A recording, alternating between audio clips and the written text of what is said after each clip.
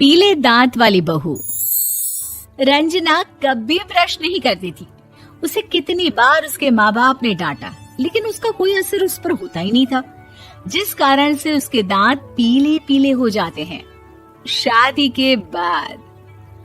अरे बहू, वैसे तो तुझ में कोई कमी नहीं है, पर तेरे दांत इतने पीले कैसे हैं बेटा? कैसे मतलब? कोई सर्जरी थोड़ी ना कराई है। वो तो क्या नाम, मैं ब्रश नहीं करती थी तो पीले हो गए। अब क्या करूं? आप कहें तो लाल करवा लूं या फिर काले? यार ये क्या है, क्यों माँ से लड़ रही हो? लड़ रही हूँ? अरे मैं लड़ रही हूँ या ये बोल रही है कि दांत पीले हैं, पीले। अरे तपस्या थोड़ी ना की है इन्हें पीले करने के लिए।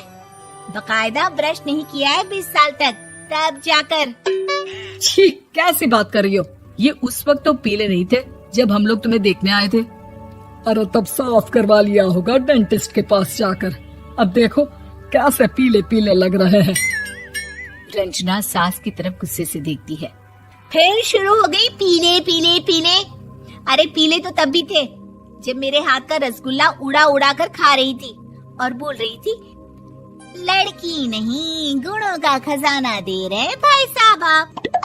खैर, अब वो लोग करते भी तो क्या करते, पीले दांत वाली बहू पल्ले पड़ी थी तो झेलना तो था ही। एक दिन कीर्तन में रंजना गाना गा रही थी।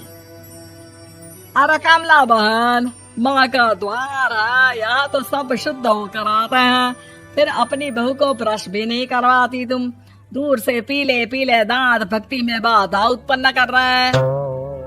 अरे कोई 2 साल के बच्चे थोड़ी ना लेकर आई हूँ मैं बहू बनाकर।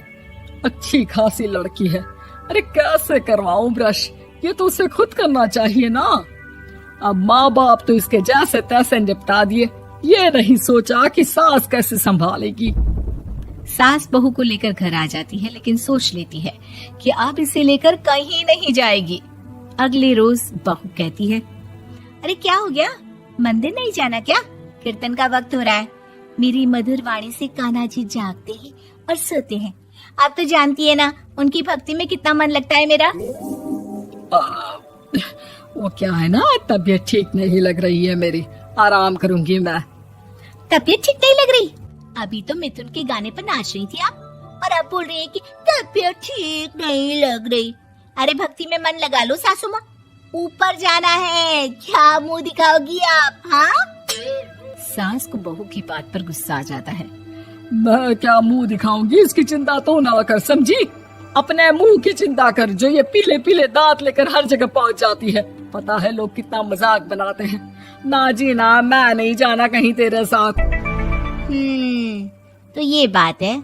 कोई ना, मत जाओ, मैं अपने कमरे में ही बैठकर भक्ति कर लूंगी। ऊपर वाला दांत थोड़ी ना देखता है, मन देखता है, भावना देखता है। और अरे बस बस, तू सब कुछ दिखा, बस ये सफेद चमकदार दांत ना दिखाना किसी को, है?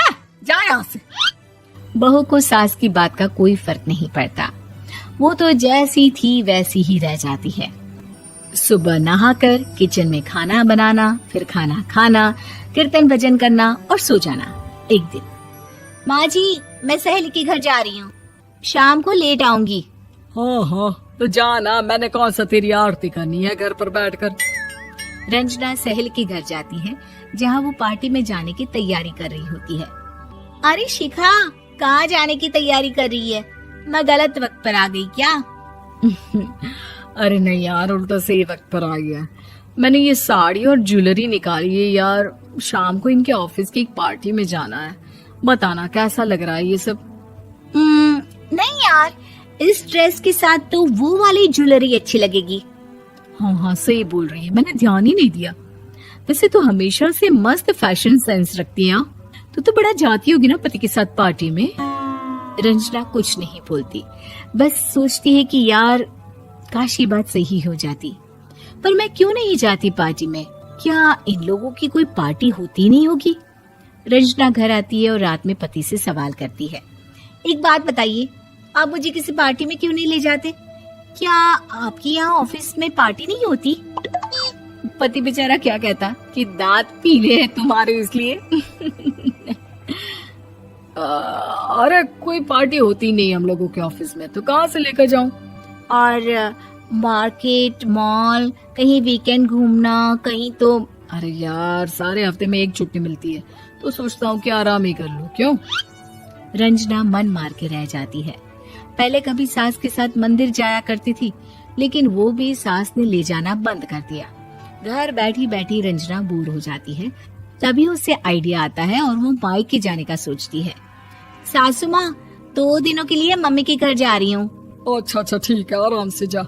और हाँ, माँ से कुछ अच्छी आदत सीख कर आना कि कैसे शरीर के हर भाग की तरह दांतों की सफाई भी जरूरी होती है, समझी?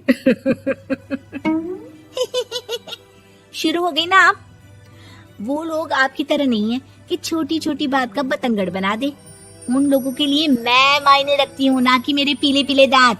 रंजना माँ को बिना बताए उन लोगों को सरप्राइज देती है, लेकिन जैसे ही वो दरवाजे पर पहुंचती है, अंदर देखती है कि घर वाले कहीं जा रहे होते हैं।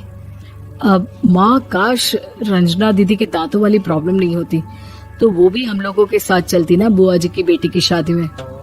हाँ बेटा, लेकिन अब उसे कौन समझाए कि उसको उसके पीले दांत नहीं दिखते, लेकिन उसके आसपास के लोगों को कितना एम्बैरेसिंग फील कराते हैं। मुझे तो कितनी बार उसके स्कूल की टीचर ने शिकायत की कि उसके साथ कोई लड़की बैठना भी नहीं चाहती, और ना ही कॉलेज में कोई उससे बात करना चाहता था। लेकिन पता नहीं क्यों उसे ये बात समझ में ही नहीं आती। कोई कमी नहीं है उस लड़की में, बस यही कि दांत पीले हैं। वो तो भला हो जीजा जी और उनकी माँ का, जो दीदी को जैसी है वैसे ही रखा हुआ है। रंजना को अपने घर वालों की बात सुनकर बहुत दुख होता है। वो सोचती है कि वो क्या करे, लेकिन फिर वो सीधा डेंटिस्ट के पास जाती है, अपने दांत चमकाती है और कसम खाती है कि वो रोज ब्रश करेगी। अरे क्या हो गया? तुम तो 2 दिनों के लिए गई थी ना। पर कोई ना, अच्छा है, चलो आ गई तो। रंजना सास के सामने आकर खड़ी हो जाती है और पूरी स्माइल करती है, उसके चमकदार दांतों को दिखाती हुई। हैं? चले मंदिर। माँ, मुझे माफ कर दीजिए, मैंने आप लोगों को बहुत एम्बैरेसिंग फील करवाया। मैं आज से रोज ब्रश करूंगी।